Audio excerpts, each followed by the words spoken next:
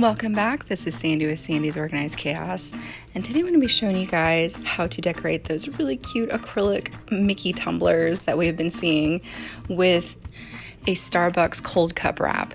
Now this is super easy. I know you guys got this, so let's get to it.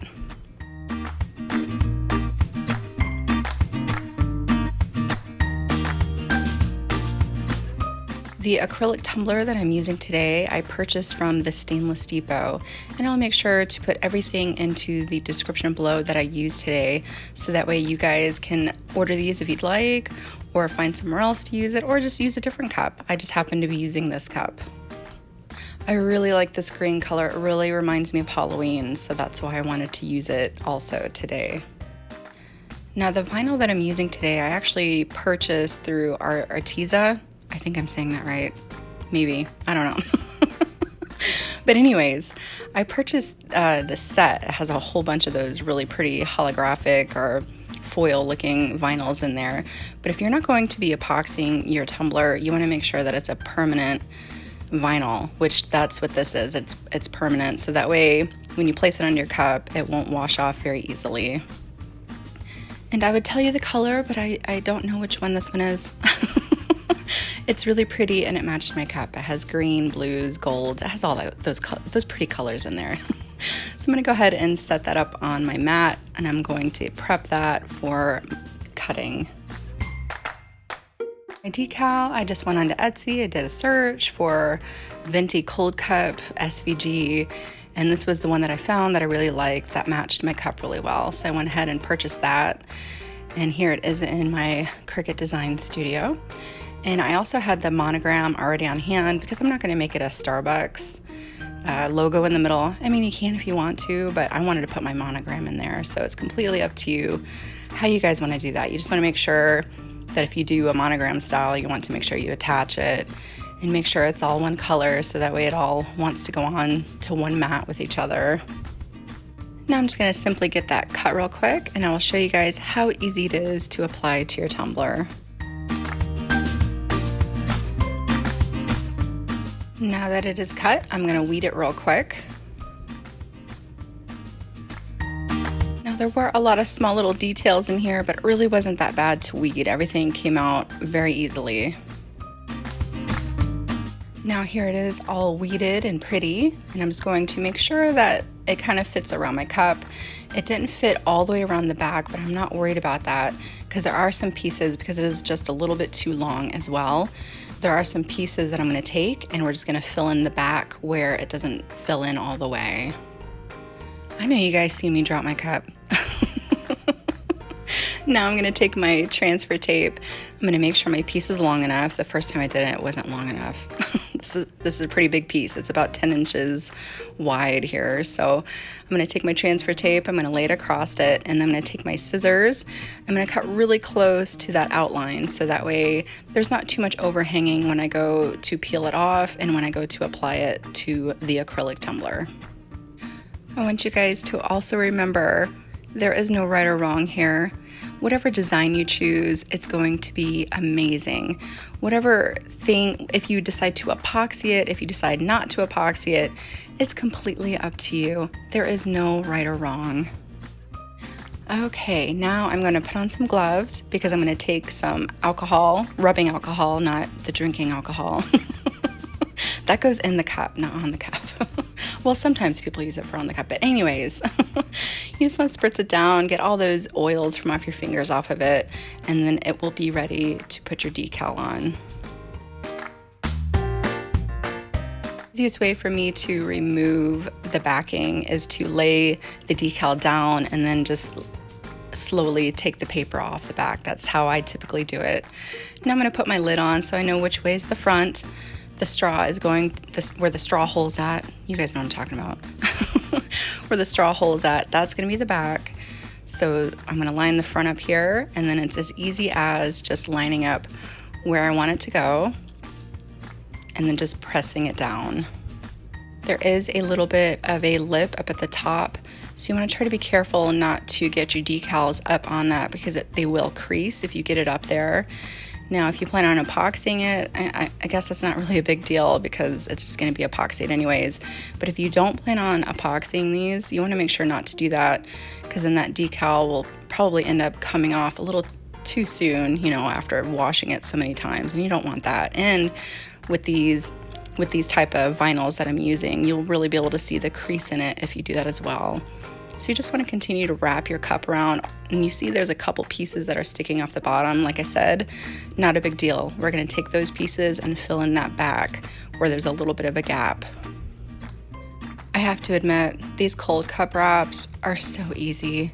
This was probably one of the easiest wrap jobs I've ever done because it's already formed to fit the curvature of the tumbler, so it was extremely easy. I know you guys got this.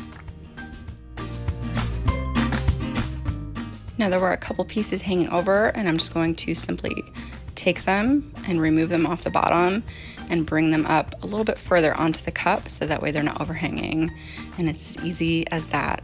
So I'm just going to continue to do this around the cup, filling in all my spots. Once I finish doing that, I'm just going to take the heat of my hand and just go around the cup and press everything down nice and firm, so that way I know everything is stuck down the way I want it to be. Now obviously if you want to keep it like this, you're done.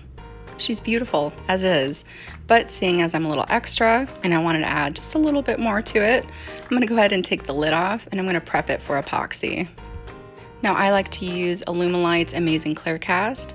I went ahead and did 1 pump each, which is 1 ounce each of A and B into my cup, and I stirred it up really well, and I'm just going to set that off to the side because I want it to be nice and warm before I apply it to my tumbler.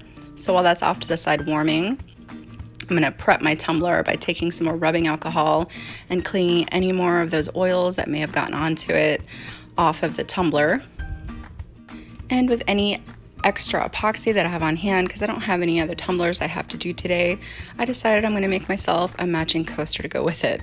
So that's why you see my 4x4 silicone mold up there in the corner. I purchased that through PDB Creative Studios, which I will also put in the link below.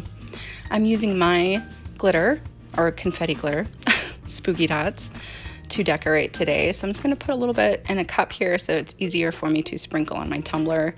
And then I'm going to use the rest of what I have in my cup to make my coaster to match.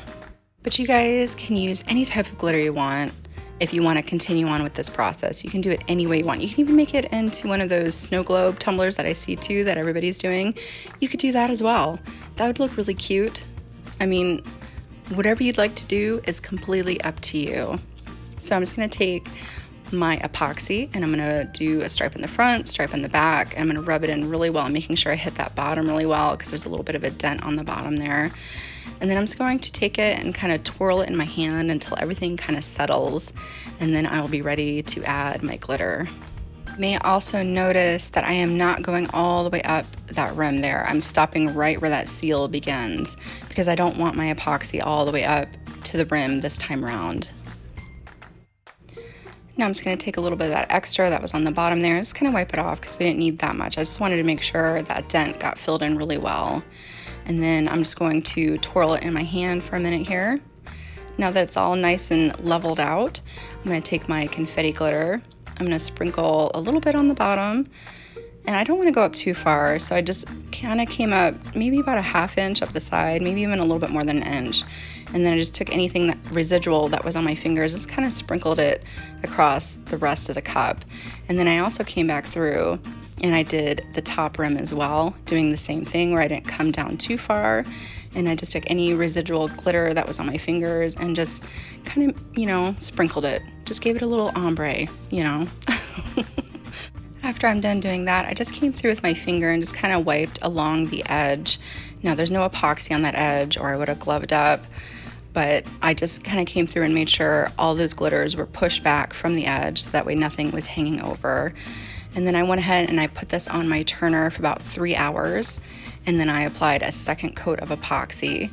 Now after that second coat, if it needs another coat of epoxy, you want to give it a nice light sanding and then give it its final coat. So about 3 coats of epoxy should do it for this tumbler, depending on what kind of glitters you use. If you use fine glitter, you're not going to need that many coats. But with this confetti glitter, there were some lumps. So I just made sure to come through and just kind of sand down those areas that were just kind of poking up, and did my third and final coat after that. Now with the rest of that epoxy, it's as simple as adding your glitter, dumping it into your mold, and you have a matching coaster to go with your cup. And here they are curing away, not drying, curing, and they are done. Whether you take what I show you and do exactly as I did, or you draw inspiration from what I showed you today to create something completely your own, I hope that you guys had fun watching this today. If you're new to my channel, don't forget to hit that subscribe button so you don't miss any more tips, vlogs, tutorials, products, I don't know, all kinds of stuff I have coming you guys' way, and I will see you next time.